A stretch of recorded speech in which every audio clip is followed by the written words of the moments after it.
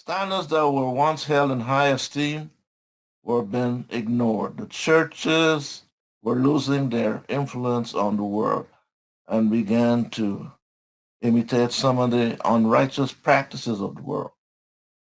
The churches were in a similar downward path away from God.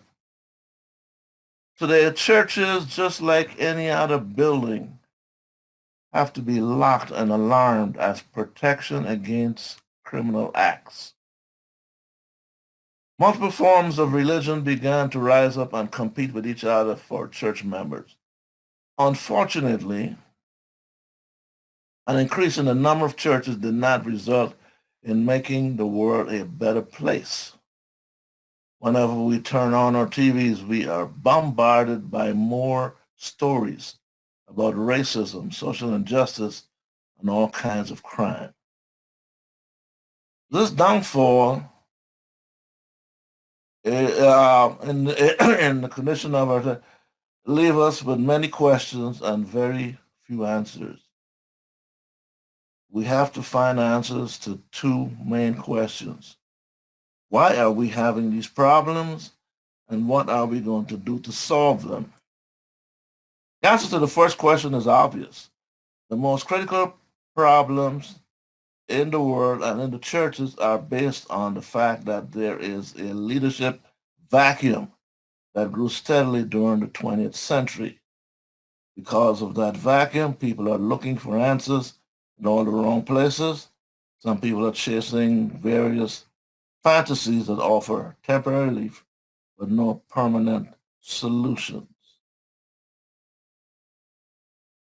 Lack of good leadership can be dangerous and deadly. For example,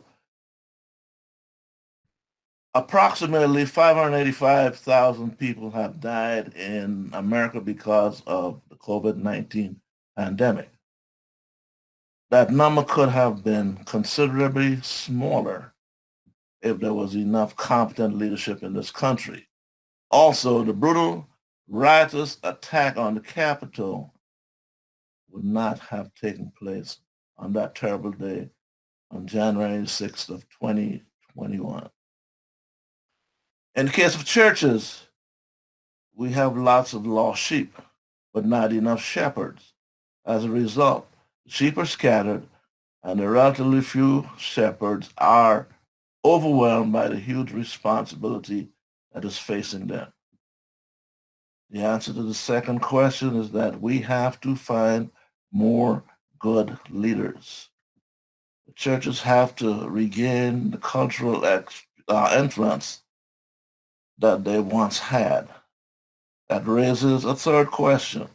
Where do we find good, strong, competent leaders?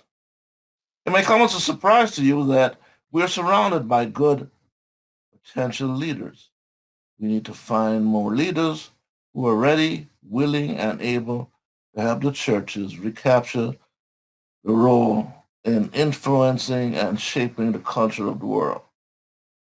A leader is a person who is called by God to help reclaim the ground that has been stolen from us by the devil. God has called us to partner with him to do the work that he has wanted to do with creation. We are to be watchful to see where he is working and join him in the effort. In Matthew 5, Jesus spoke about our responsibility in a very clear and concise way. You are the salt of the earth, but if the salt loses its flavor, how shall it be seasoned? It is then good for nothing, but to be thrown out and trampled under the foot of men. You are the light of the world.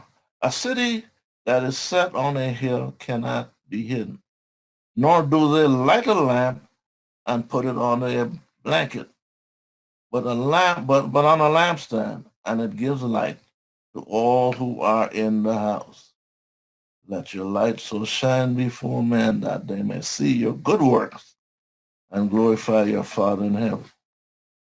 So look around. We are surrounded by potential leaders. A leader is a person of influence. And leadership is all about influence. Christians are called to positively influence the people around them and to make the world a better place. You don't need to have a big title like president, vice president, CEO, manager, or chairperson. God calls ordinary people to do extraordinary tasks. The 12 disciples are excellent examples of the leaders that Jesus picked. They were not perfect, but he trained them how to make the world a better place. God does not force anybody to be a leader, but when he calls you to leadership, he will give you everything that you need to be a successful leader. Some of you young people already answered your call to leadership. Some of you have not yet answered your call. What is stopping you?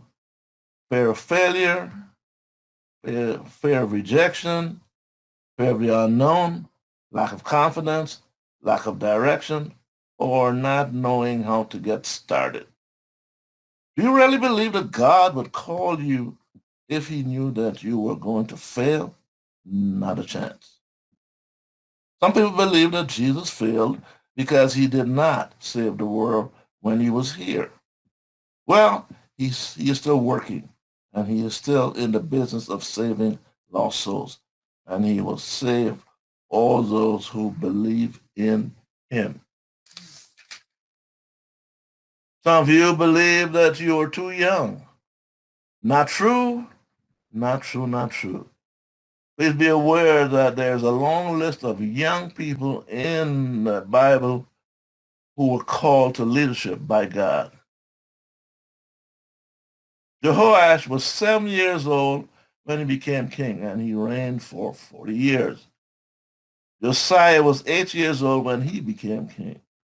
Daniel and his friends Shadrach, Meshach, and Abednego were teenagers when God called them to be leaders while they were slaves. The boy who shared his lunch was a teenager when he shared his lunch with 5,000 hungry people. Samuel was a young boy when he started working in the temple. Jeremiah was a teenager when God called him to be a prophet. Timothy was a teenager when he became an assistant to the Apostle Paul. And last but not least, Mary, the mother of Jesus, was a teenager when God gave her the distinct honor of bringing Jesus into the world. Age and size do not make a difference to God. How should you prepare yourself for leadership? Always be listening for God's call. It could come at any moment. Be courageous and do what you know is right, believing and trusting in God.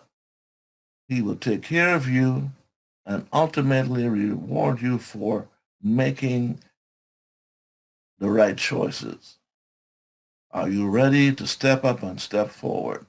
God is calling you, and the world desperately needs you and your spiritual gifts that are tools that God has given you to help you make a positive impact on a lost, undying world. Amen, amen, Amen. and amen. Amen. Thank you for that wonderful message, Brother Claremont. Now we will have our invitational ministry music, Great is Thy Faithfulness by Carrie Underwood and CC Wines.